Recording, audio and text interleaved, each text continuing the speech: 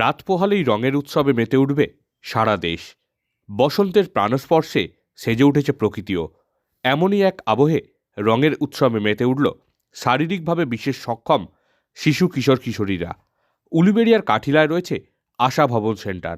সেন্টারের আবাসিকদের নিয়ে বৃহস্পতিবার দোল উৎসব আয়োজিত হলো। বাইরের কোনো কেনা রং কিংবা আবির নয়, সেন্টারের আবাসিকরাই নিজে হাতে বানিয়েছেন ভেষজ আবির। সেই ভেষজ আবির দিয়েই এদিন রঙের উৎসবে মাতলেন আবাসিকরা। নাচে গানে ভেষজ আবির রঙের মাধ্যমে বসন্ত বরণে হোমের আবাসিকদের স্বতঃস্ফূর্ততা ছিল চোখে পড়ার মতো। এদিনের অনুষ্ঠানে উপস্থিত ছিলেন হাওড়া জেলা আইনি সহায়তা কেন্দ্রের সচিব সুপর্ণা সরকার, হাওড়া জেলা পরিষদের সহকারী সভাধিপতি অজয় ভট্টাচার্য, আশা ভবন সেন্টারের ডিরেক্টর জন মেরিবারুই সহ অন্যান্যরা। আবাসিক হোমটির সুপার অরুণিমা যাসু জানান, বিশেষ চাহিদা সম্পন্ন শিশুরা রাস্তায় বেরিয়ে দোল খেলতে পারে না, তাই তারাও যাতে উৎসবে সামিল হতে পারে তাই এই উদ্যোগ। বসন্ত উৎসবের তাৎপর্য বলতে আমরা বসন্ত এসে গেছে মানে সকলের মন রঙিন হয়ে উঠেছে।